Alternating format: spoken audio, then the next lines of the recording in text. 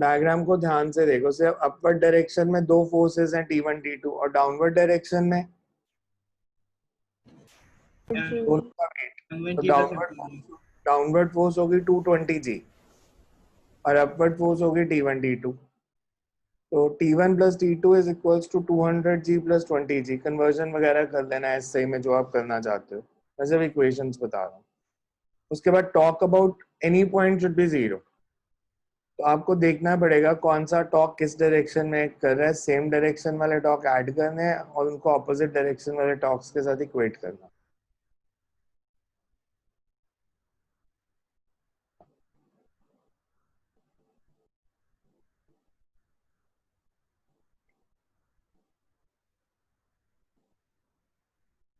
अगर मैं इस क्वेश्चन में पूछूं T1 के कारण से पॉइंट बी के अबाउट में टॉक निकाल रहा हूँ, टॉक अबाउट पॉइंट बी मतलब बी फिक्स कर दिया, बी फिक्स कर दिया तो टेंशन T1 के कारण डॉट क्लॉकवाइज मूव करेगी एंटी क्लॉकवाइज?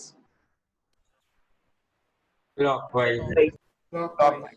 और दोनों के वेट के कारण एंटी क्लॉकवाइज। तो मतलब हमने T1 के टॉक को वेट्स के टॉक के साथ इक्वेट करना है। Torque due to T1 should be equals to torque due to M1G and torque due to M2G.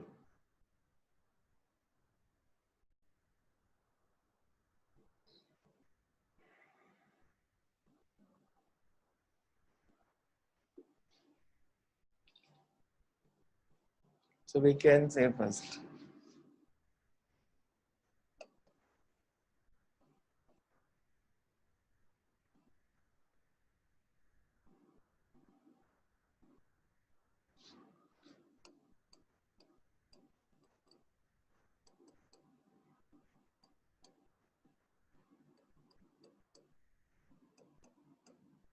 So translational equilibrium.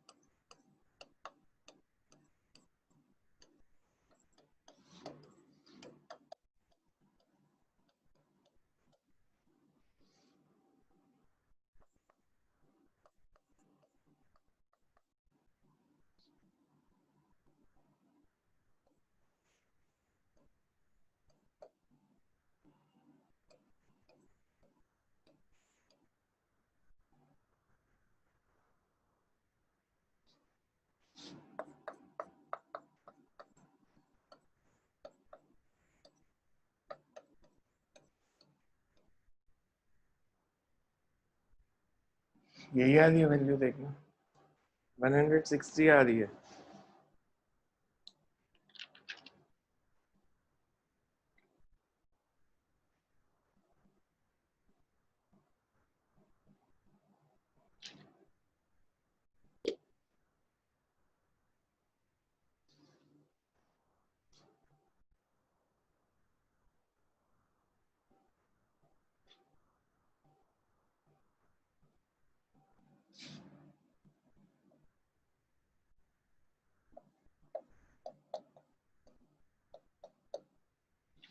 So 1.04 Newton.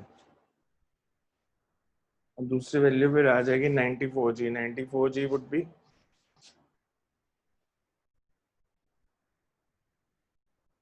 0.92. So these are the answers, 1.04 and 0.92.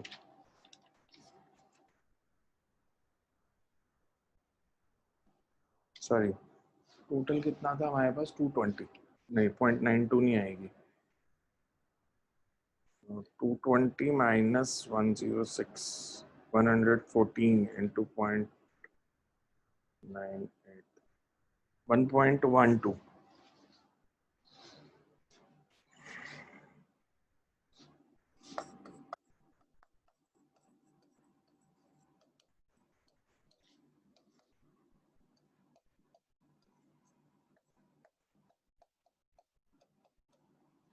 ये no answer है। समझ में आया कैसे किया? देखो ध्यान से, समझ में आ रहा है कैसे किया?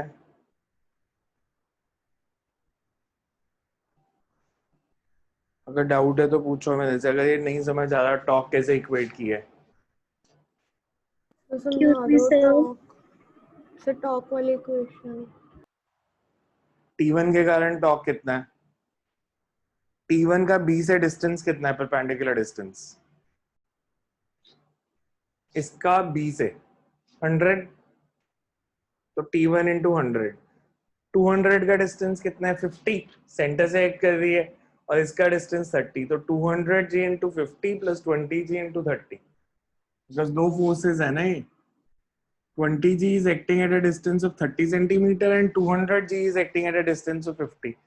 तो इन दोनों के टॉक को, बिकॉज इन्होंने एंटी क्लॉकवाइज रोटेट करना था, इसने क्लॉकवाइज करना था, इन दोनों के टॉक को टेंशन के टॉक के साथ इक्वेट कर दिया, so that net talk become 0। बाकी तो वैल्यूज भी पुट की हैं, सिर्फ ये इक्वेशंस तो इंपॉर्टेंट है, ये दोनों समझ में आनी चाहिए कैसे लिखी है मैंने।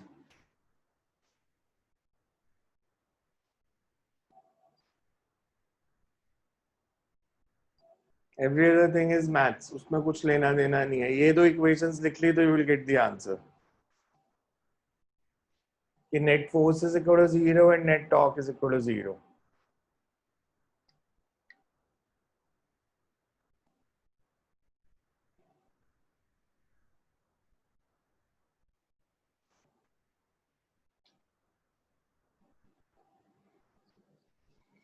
Next, you can have question number 41.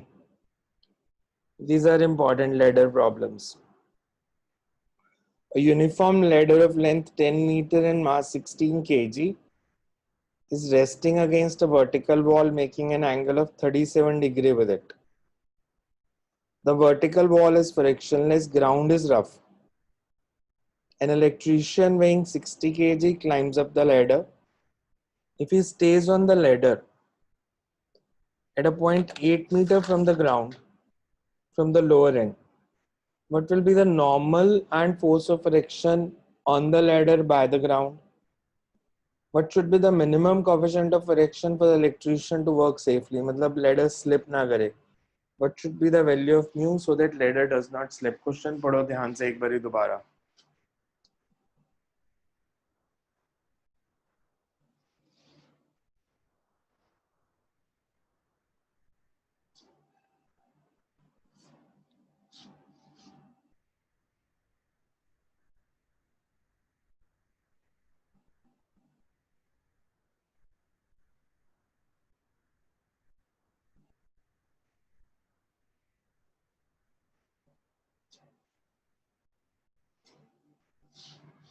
हमें क्या दिया है क्वेश्चन में?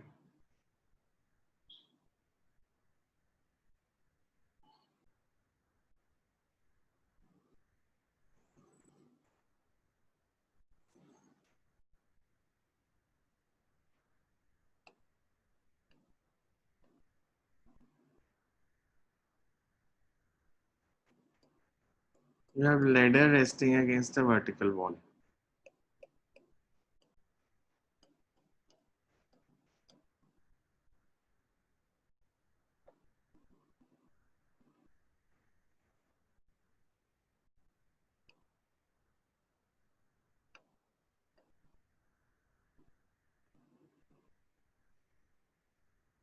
ये 37 डिग्री का एंगल दिया, that means this will B 53. इस लेडर का मास दिया है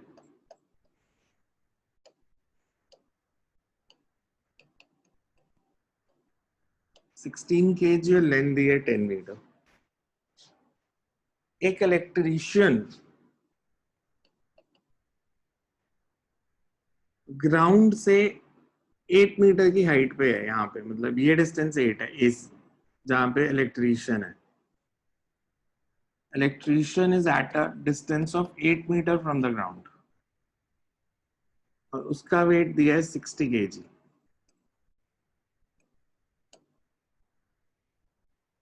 हमने बताना है यहाँ पे नॉर्मल रिएक्शन कितनी है, फ्रिक्शनल फोर्स कितनी है और म्यू कितना हो ताकि ये लेडर स्लिप ना कर जाए. क्वेश्चन समझ आया? पहले पूछा गया है.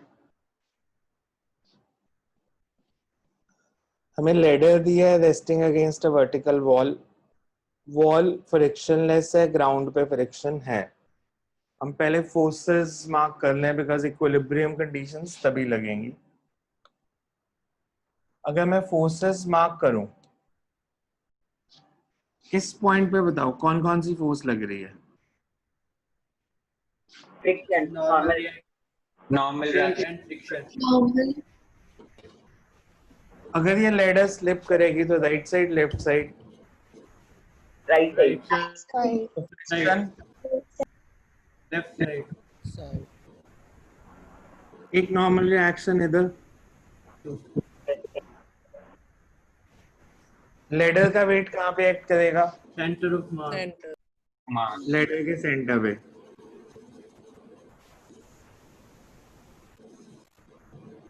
और इलेक्ट्रीशियन का वेट यहाँ पे.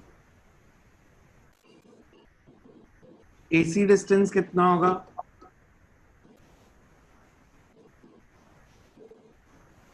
एसी के 5 मीटर. पहले फोर्सेस देखो समझ में आ रही है? सर एक पॉइंट पे नीचे mg नहीं लगेगी? mg कौन सी? mg लग तो गई 16 जी सेंटर पे. ओके ठीक है. ट्रांसलेशनल इक्विलिब्रियम के लिए,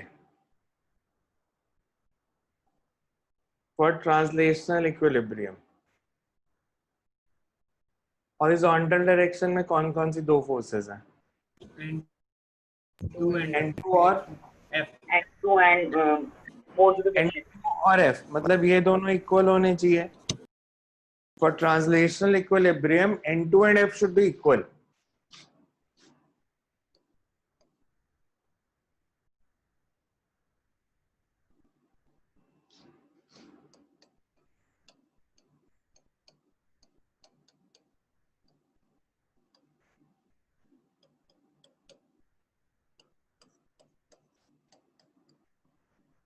वर्टिकल डायरेक्शन में अपवर्ड कौन सी फोर्स है? N1. और downward? Downward 16G plus plus 60G. that means N1 is equals to 76G. Clear इतना? हमने N1 की वैल्यू बतानी थी, तो N1 की वैल्यू तो आ गई 76G. फ्रिक्शन निकालनी रहेगी, तो उसके लिए N2 निकालना पड़ेगा. तो talk about A should be 0. ये भी मैंने सिर्फ ट्रांसलेशनल इक्विलिब्रियम किया था. For rotational equilibrium A point को क्यों चूज कर रहा हूं मैं? Maximum number of forces. बस दो फोर्सेस लग गए. फोर्सेस यहीं पे लग रही हैं, बाकी सारी जगह पे एक एक है. For translational equilibrium talk about A should be 0. अब डायग्राम पे आ जाओ. N2 के कारण क्लॉकवाइज मूवमेंट होती है एंटी क्लॉकवाइज? क्लॉकवाइज, और 16G और 60G के कारण एंटी क्लॉकवाइज. मतलब दोनों का टॉक इक्वेट कर सकते हैं. Yes. N2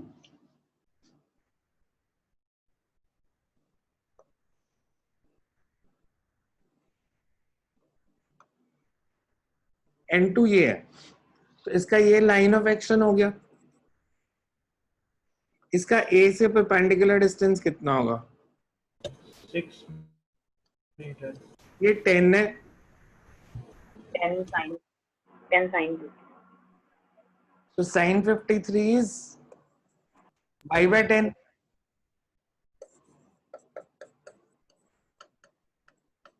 Sin 53 is 4 by 5. So 8 meter. मतलब ये डिस्टेंस 8 मीटर है,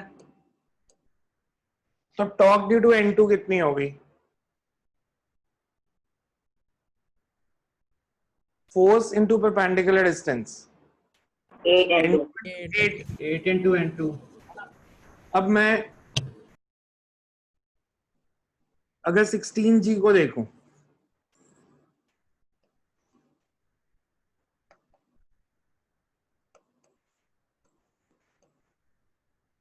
ये इसका लाइन ऑफ एक्शन, ये 5, ये 53 और ये परपेंडिकुलर डिस्टेंस ए से,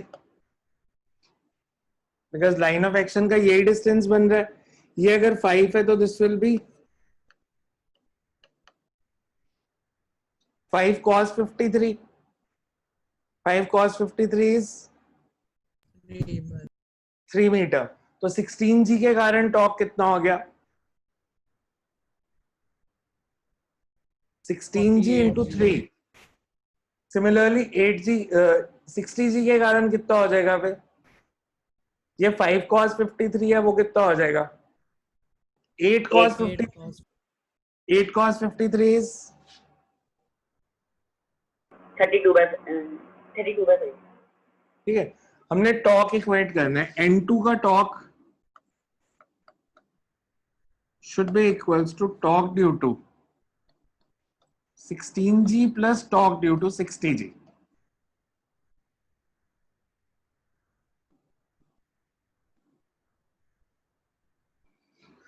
N2 का टॉर्क आपने बताया 8N2। 16G का टॉर्क 16G इंटू 3। या अगर लिखना है तो 5 cos 53 लिख लो एक बारी। और 60G का टॉर्क 60G इंटू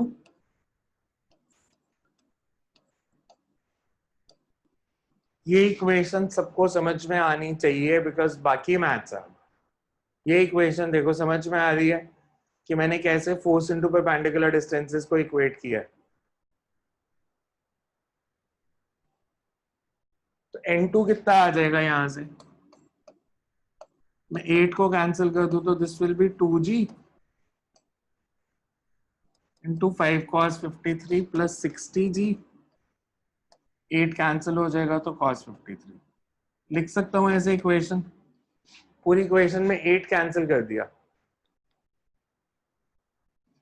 तो N2 comes out to be 560. 20 into 3 plus 600 into 3/5.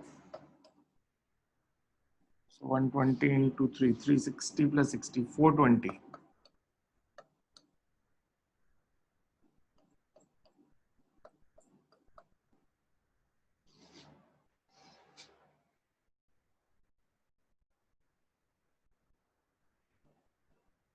N1 पे फ्रिक्शन भी इतनी हो जाएगी because friction and N2 are equal. N1 निकाल लिया, फ्रिक्शन निकाल ली, यही दो पार्ट से। तीसरा था फाइंड म्यू। तो म्यू कितना हो जाएगा? 425. यहाँ पे फ्रिक्शन होगी कितनी? F is equals to mu 420. N1. F is equals to mu N1.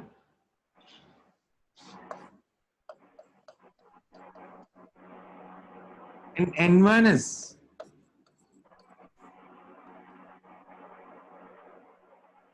so mu is equals to, मतलब HC के जितने क्वेश्चन है ना ये वाले, इन सब का एग्जैक्ट आंसर आएगा अगर G को 9.8 लोगे। तो इसलिए थोड़ा बहुत हर क्वेश्चन में आंसर में एरर आ रहा होगा बिकॉज हम G को 10 लेके सॉल्व कर रहे हैं। HC ने सारे आंसर G को 9.8 लेके सॉल्व किए हैं। तो वो कैलकुलेशन आप ठीक करके देख सकते हो कि G को 9.8 लोगे तो एग्जैक्ट आंसर आ जाएंगे। देखो इस क्वेश्चन में कुछ नहीं समझ आया तो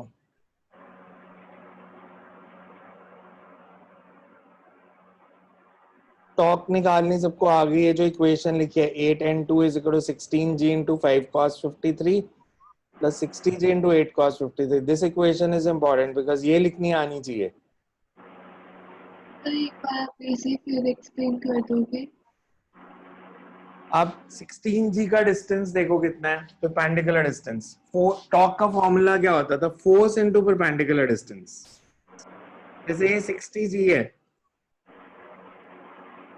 परपेंडिकुलर डिस्टेंस मतलब ये डिस्टेंस, ये 8 मीटर, ये 53 डिग्री। तो cos 53 कितना होगा इस ट्रायंगल में? इस ट्रायंगल में cos 53 x2/8, तो परपेंडिकुलर डिस्टेंस कितना आ गया? 8 cos 53। तो torque is always force into perpendicular distance. Clockwise torque को एंटी क्लॉकवाइज के साथ इक्वेट कर देना। जिन भी फोर्सेस के कारण बॉडी क्लॉकवाइज रोटेट कर रही है, equated with the torque of forces which are rotating the body anti clockwise. आसान क्वेश्चन दूंगे कि पहले लैडर वाले खत्म कर लें? अगर लैडर वाले करने हैं तो ट्राई क्वेश्चन नंबर 42 और जी को 9.8 लेके सॉल्व करना। Try question number 42 and use g is equal to 9.8 sorry, use g is equal to 9.8। 40 second question try करो। अभी मैं आपको टाइम दे रहा हूँ, रिकॉर्डिंग को पॉज कर रहा हूँ, आराम से जस्ट चेक द इक्वेशंस जो बनेंगी।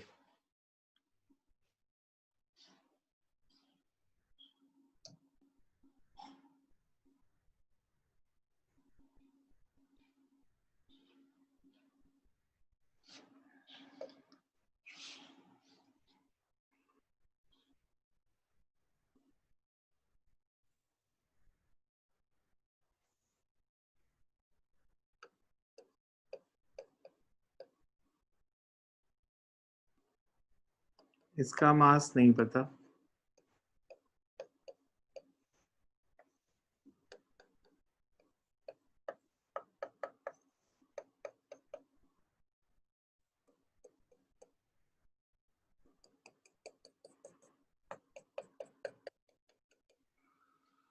ट्रांसलेशनल इक्विलिब्रियम करेंगे तो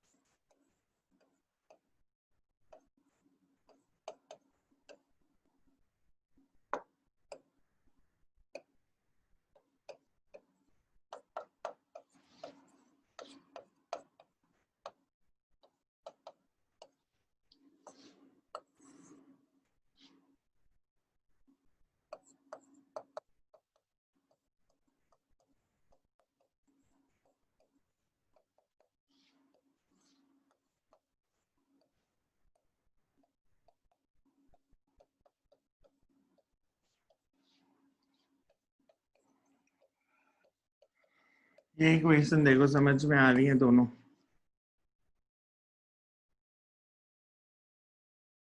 ये तो पिछली वाली इक्वेशन ही है, मैंने सिर्फ n2 की वैल्यू पुट कर दी कि n2 is equals to mu n1, mu into n1 16 plus mg। अब इस पूरी इक्वेशन में वेरिएबल कौन सा है? कौन सी वैल्यू? वो निकालना था हमने बस। सर जी 44 कोई फर्क नहीं पड़ रहा बिकॉज़ जी तो कैंसिल हो गया। कितना आ रहा है? 44 एग्जैक्ट। बस जी तो कैंसिल ही हो रहा है, इक्वेशन में तो फर्क ही नहीं पड़ रहा। 44 kg। एंड एक ही पार्ट तो और भी था इस क्वेश्चन में. Find the maximum weight of mechanic and do the work from the same position of the ladder. ठीक है, ये यही पार्ट था बस. हो गया, आ गया समझ कैसे किया है? आ गया समझ? Yes. नेक्स्ट करो. 45th. Sorry, 43rd. A 6.5 meter long ladder rests against a vertical wall reaching up to a height of 5 meter. A 60 kg man stands halfway up the ladder. Find the torque of the force exerted by the man on the ladder about upper end of the ladder. Assuming weight of the ladder to be negligible as compared to the man and assuming wall to be smooth, find the force exerted by the ground on the ladder. इसमें अब ladder का मास नहीं दिया, ladder की length दी है 6.5 metre, 60 kg man is standing halfway up. तो ladder अगर 6.5 metre की है वो halfway up है, तो मतलब it's at a distance of 3.25 metre. हमने बताना है टॉर्क कितनी एक्ट करेगी due to weight of the man about highest point and the force exerted by the ground on the ladder. पहले तो डायग्राम देखो कैसा बनेगा.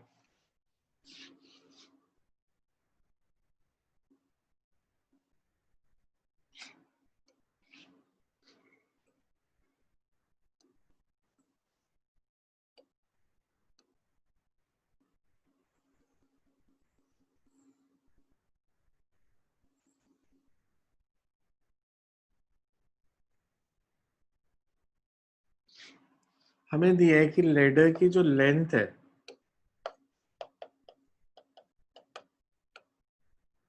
और ये हाइट 6 मीटर है. हमें दिया it reaches up to height of 6 metre.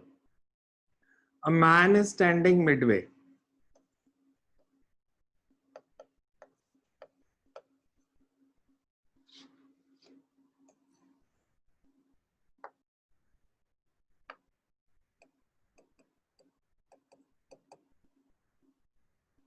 AC distances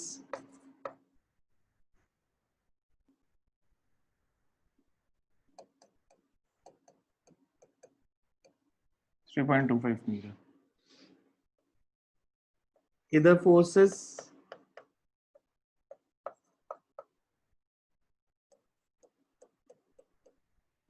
wall smooth है तो वॉल पे कोई फ्रिक्शन नहीं. इक्विलिब्रियम की कंडीशंस, ट्रांसलेशनल इक्विलिब्रियम की कंडीशन बोलो क्या बनेगी? N1 is equals to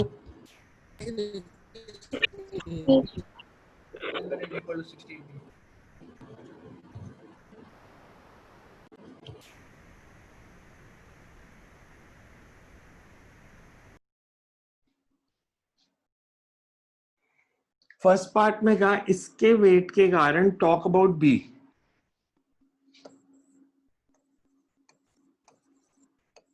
सिर्फ एक के कारण टॉक निकालना है.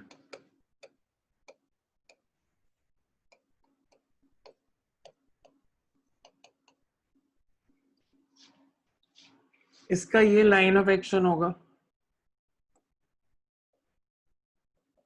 तो इसका बी से डिस्टेंस कितना हो गया? Perpendicular distance. यही डिस्टेंस होगा परपेंडिकुलर. AC अगर 3.5 है तो ये भी 3.5.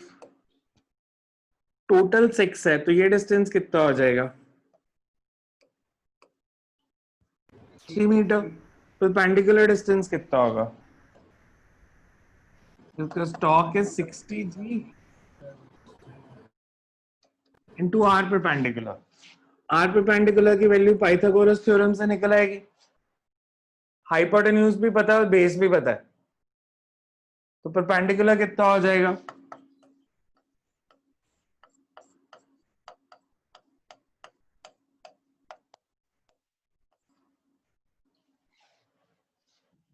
यही करना था.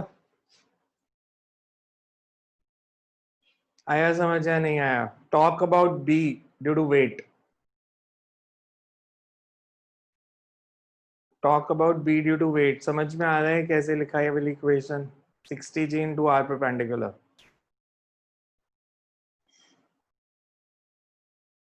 हमने वेट से लाइन ऑफ एक्शन फोर्स किया। लाइन ऑफ एक्शन ये बन रहा है ना,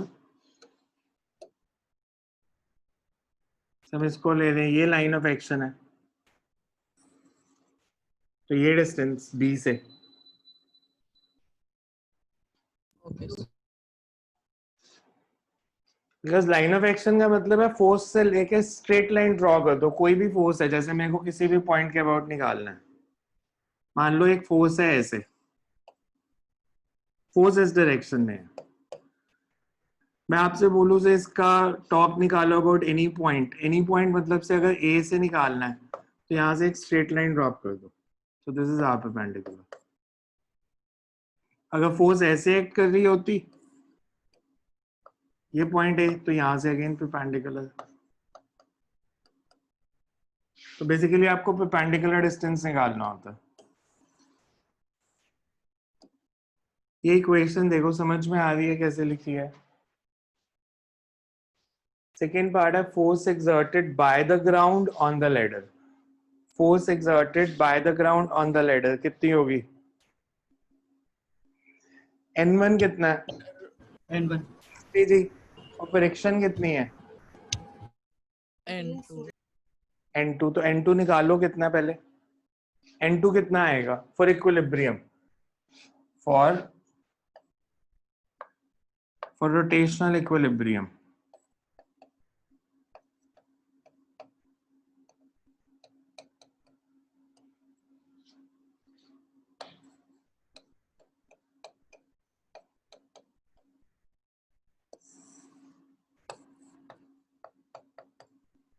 talk about A should be 0, तो इन दोनों को छोड़ दो। 60g का टॉक कितना होगा? ये अगर आर परपेंडिकुलर है, ये सेम ही होगा या डिफरेंट होगा? टॉक अबाउट ए सेम आएगा या डिफरेंट आएगा? ये दोनों डिस्टेंसेस सेम है या अलग अलग होंगे?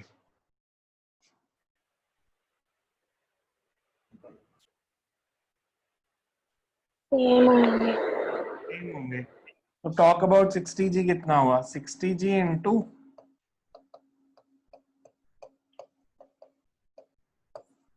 This should be equals to torque due to N2। N2 का टॉक कितना? N2 का परपेंडिकुलर डिस्टेंस कितना है A से? ये डिस्टेंस कितना है?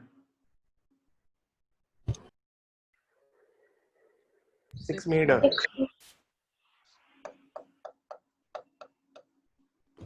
N2 हमारे पास आ गया 60g इंटू, इसको सॉल्व कर दो बिकॉज तभी आगे सॉल्व होगा। इसकी वैल्यू निकाल के देखना क्या आती है।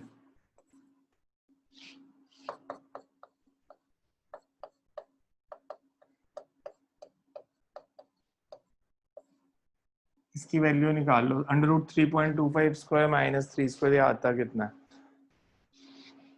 बिकॉज हर जगह यूज हो रही है वैल्यू। √3.25 स्क्वायर माइनस 3 स्क्वायर कितनी आ रही है? 1.5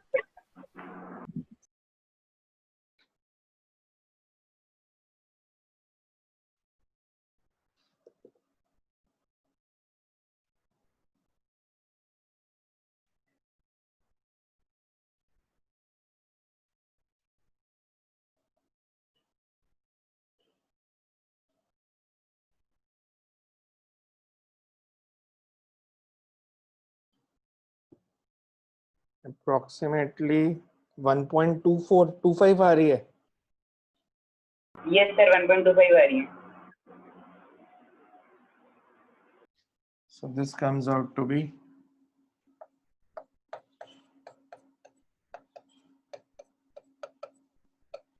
सही आ गई। आपसे पूछा था force exerted by the ground कितनी है? Force exerted by the ground on the ladder, तो किसकी वैल्यू पूछी है? N1 friction of N1 and F1. हाँ, resultant of N1 and F1। F1 भी तो ग्राउंड ने ही लगाई है, N1 भी ग्राउंड ने लगाई है, F1 भी ग्राउंड ने लगाई है। तो force exerted by the ground is under root of n1 square plus f1 square because दोनों perpendicular forces हैं, n1 और f1 perpendicular है, तो net force जो ground ने लगाई है, net force exerted by ground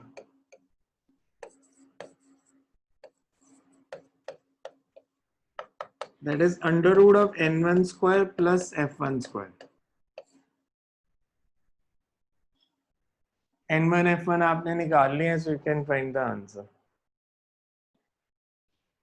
because f1 होगा n2 के equal,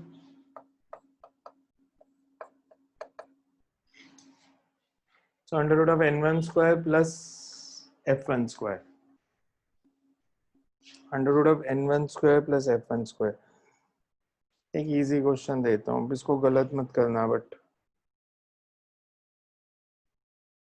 question number 66, question number 66, कोई डायग्राम बनाने की जरूरत नहीं पड़ेगी, कुछ नहीं पड़ेगी, सिंपल न्यूमेरिकल है, इसको सॉल्व कर दो. पुली shown in a figure has a radius of 20 centimeter, moment of inertia 0.2. String going over it attached at one end of a vertical spring of spring constant 50 and supports a mass of 1 kg at the other end. The system is released from rest with spring at its natural length. Find speed of the block when it has descended through 10 centimeter. Block अगर 10 centimetre नीचे आया तो speed of the block बतानी है. Basically अगर block नीचे आएगा तो उसकी पोटेंशियल एनर्जी बढ़ेगी, कम होगी? कम. कम होगी. कितनी? mgh. अगर वो h डिस्टेंस नीचे आता है तो decrease in potential energy is mgh. और वो कहाँ गई? ग्रेविटी. काइनेटिक एनर्जी में चेंज होगी. काइनेटिक एनर्जी कितनी? Sir, half m v square. I omega square Square plus half m r square. Half m x और square. और स्प्रिंग भी स्ट्रेच होगा. Half हाफ के k एक्स स्क्वायर. हाफ के mgh equal to half mv square plus half I omega square plus half kh square. Because अगर block h centimetre नीचे आता है तो स्प्रिंग भी h सेंटीमीटर स्ट्रेच हो जाएगा. मतलब जितनी ग्रेविटेशनल पोटेंशियल एनर्जी कम हो रही है वो कुछ काइनेटिक एनर्जी में चेंज हो रही है, कुछ पोटेंशियल एनर्जी ऑफ स्प्रिंग में. तो mgx अगर मैं x लेता हूँ कि वो x डिस्टेंस नीचे आया, mgx is equal to half kx square plus half mv square plus half I omega square, और ओमेगा को लिख देंगे v square by r square. So you can write, concept लिख लो, फिर इसको सॉल्व कर देना. as the block moves down, as the block moves down, its potential energy, its gravitational potential energy decreases. मैं gravitational word इसलिए use कर रहा हूँ because spring में जो है that is also potential energy. Its gravitational potential energy decreases.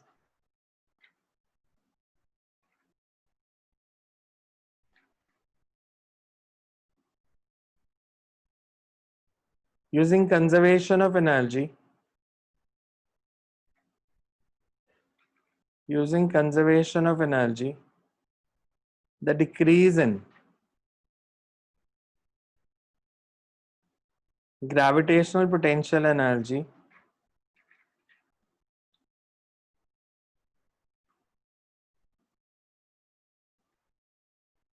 decrease in gravitational potential energy is equal to increase in potential energy, increase in potential energy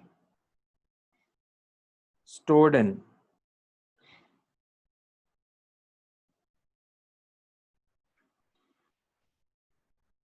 spring plus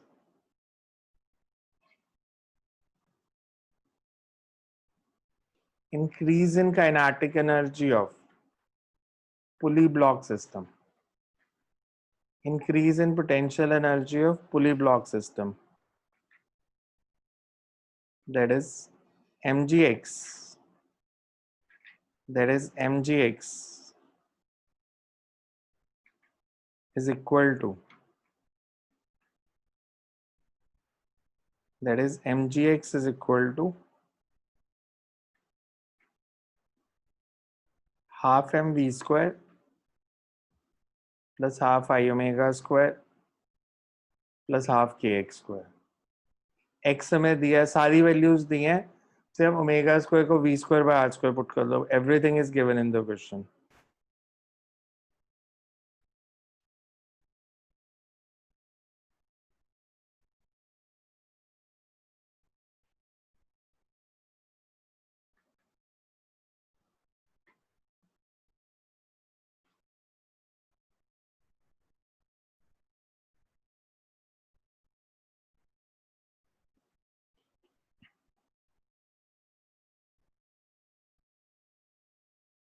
देखो answer आ रहा है या नहीं आ रहा.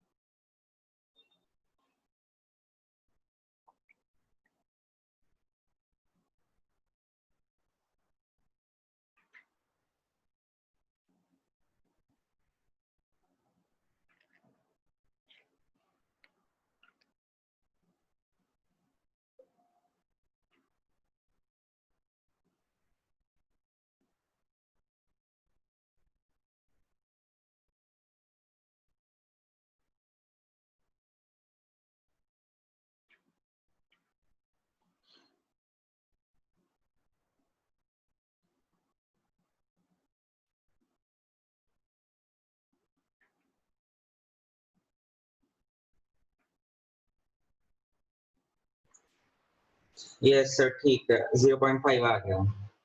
आ रहा है 0.5 आ गया 1.5. हाँ आ गया. तो एक क्वेश्चन नंबर 67 भी ट्राई करके देख लेना, और बाकी जो पहले दिया था होमवर्क 45 तक सारे क्वेश्चन कर सकते हो आप. 45 के आगे नहीं कर सकते बिकॉज वो एंगुलर मोमेंटम है. तो कल एंगुलर मोमेंटम का कंसेप्ट ही करेंगे ताकि आप बाकी भी ट्राई कर सको फिर. Thank you sir.